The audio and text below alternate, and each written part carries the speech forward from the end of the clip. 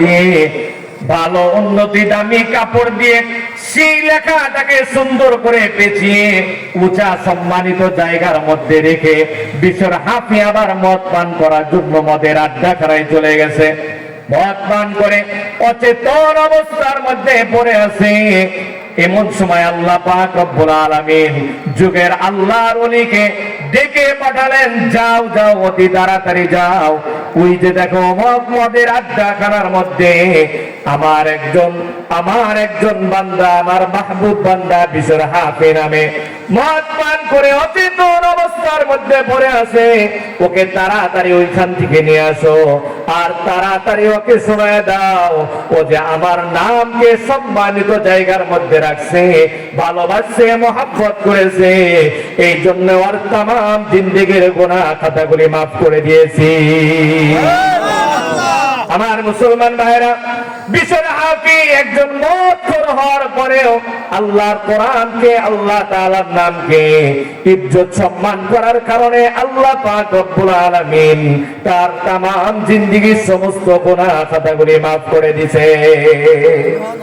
আমার মুসলমান ভাইরা, যে কথা বলতেছিলাম,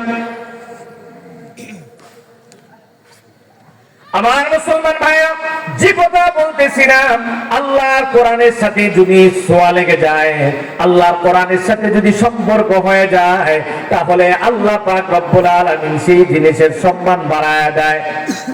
আল্লাহর কোরআন যে কাগজের মধ্যে লেখা হয়েছে, সেই কাগজের দাম আল্লাহ পাক রব্বুল আলামিন বাড়ায় দিয়েছেন।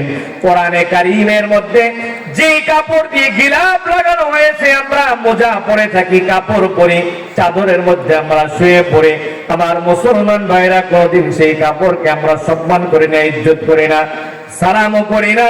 কিন্তু কোরআনের সাথে, কোরআনের সম্পর্ক কোরআনের সাথে লাগার কারণে কোরআনের গিলাফটাকে আমরা এই পরিমাণ সম্মান করি।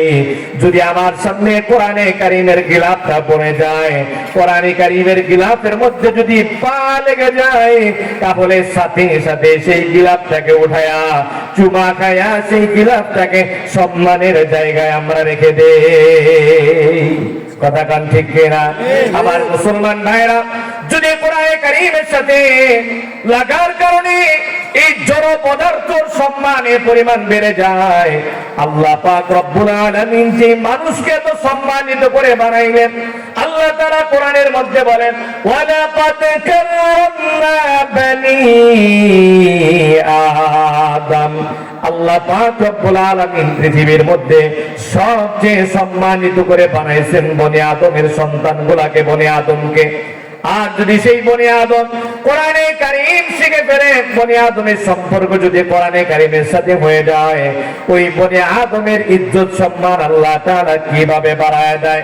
হাদিসে পাকের মধ্যে আসছে, কিয়ামতের দিন আল্লাহ পাক রব্বুল আলামিন বলবেন, ইকরা ওয়ারতাতি ওয়ারাত্তিল কামা কুনতা তুআত্তিলু ফিদ দুনিয়া ফা ইন্না মানজিলাকা ইনদা আখিরি আয়াতিন তাকরাউহা। আল্লাহ পাক রব্বুল আলামিন কিয়ামতের দিন কোরআন ওয়ালাকে ডেকে বলবেন, পড়ো আর তুমি উপরের দিকে উঠতে থাকো। ইকরা ওয়ারতাতি ওয়ারাত্তিল কামা কুনতা তুআত্তিলু ফিদ দুনিয়া। কোরআনে কারীম পড়তে থাকো আর উঠতে থাকো উপরের দিকে, যেরকম ভাবে দুনিয়ার মধ্যে তার তীরের সাথে সুন্দর করে কোরআনে কারীম তেলাওয়াত করতে। আমার মুসলমান ভাইরা,